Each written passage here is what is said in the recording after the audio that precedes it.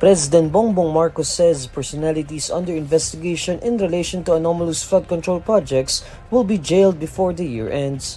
In his president's report on Thursday, November 13, Marcos stresses that the government will soon hold accountable all those involved in the flood control mess. Some critics have pointed out that not a single person has been jailed despite months of investigation into the alleged corruption in infrastructure projects. Palagay ko, hindi palagay ko, alam ko, bago magpasko, marami dito sa napangalanan dito ay palagay ko matatapos na yung kaso nila, buo na yung kaso, makukulong na sila. Wala silang Merry Christmas. Before Christmas, makukulong na sila. The president also vows to retrieve the money stolen by involved personalities. Moreover, he says the government will initiate reforms to prevent this corruption scheme from happening again. Mapapanagot ang mga kasama rito, mga kasabwat dito sa korupsyon. Pangalawa, maibabawi ng gobyerno ang pera na ninakaw nila. Pangatlo, gumawa tayo ng reforma para lahat na itong klaseng korupsyon na ganito ay hindi na mauulit.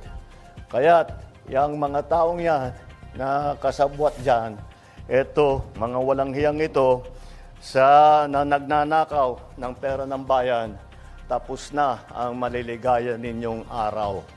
In a television interview earlier Thursday, Public Works Secretary Vince Dizon said over 40 individuals allegedly involved in anomalous flood control projects in Bulacan and Oriental Mindoro will be sent to jail this November. He says these include former Ako Bicol Representative Zaldi Cole, contractor Copal Curly and Sara Discaya, and former Department of Public Works and Highways Bulacan 1st District Engineer Henry Alcantara. Alcantara previously alleged at congressional hearings that there is collusion between lawmakers, public officials, and contractors in a kickback scheme involving government flood control projects. Cole has denied his involvement and refused to return to the country amid alleged security threats. Senator Dela Rosa breaks his silence on social media amid reports of an international criminal court arrest warrant issued against him. Dela Rosa has been absent for the past 2 Senate session days. In a social media post on Thursday, November 13, Dela Rosa shares a photo of himself holding an image of the infant Jesus or the Santo Niño. A separate social media post features photos with Father Ciano Ubod of the Compostela Parish Church in Cebu. In his caption, Dela Rosa discusses his first personal encounter with Ubod, stating that times like these call for guidance from a spiritual advisor.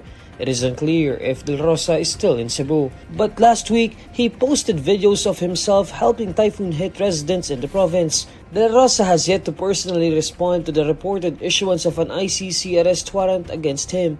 His legal counsel, Attorney Israelito Torion, earlier said they were aware of circulating reports but do not have independent information as to whether or not the information is accurate. The ICC had said it cannot confirm the issuance of an arrest warrant against Dela Rosa.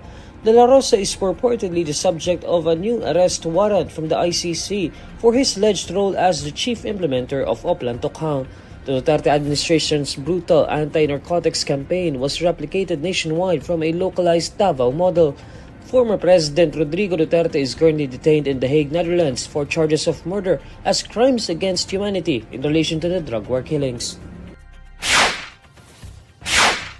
Criminal Investigation and Detection Group files a criminal complaint against Cavite Representative Kiko Barzaga over violent incidents during the September 21 anti-corruption protests. In a message to reporters on Wednesday, November 12, CIDG Director Major General Robert Alexander Murico II says they filed a complaint against Barzaga before the Quezon City Prosecutor's Office. However, Murico says the CIDG will refrain from issuing further statements regarding the complaint. He stresses that it may preempt or influence the outcome of the preliminary investigation pending before the city prosecutor. In a social media post earlier Wednesday, Barzaga shared a document that appeared to be a subpoena from the Quezon City Prosecutor's Office for violations of Articles 138 and 142 of the Revised Penal Code. These articles pertain to inciting to rebellion and inciting to sedition. The violations were allegedly related to Section 6 of Republic Act No. 10175, also known as the Cybercrime Prevention Act. Morico and the CIDG declined to confirm the charges shown in Barzaga's post.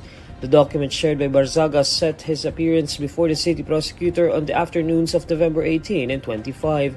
In his post, Barzaga says the complaint won't stop him and will only make the supposed revolution stronger. Violence erupted at the Ayala Bridge, then at the Menjola Peace Arch on September 21. Police arrested over 200 individuals and at least one was reported dead during the riots. Human rights groups condemned the law enforcers and accused them of failing to exercise maximum tolerance. Alleged anomalies in flood control and other infrastructure projects sparked the massive protests.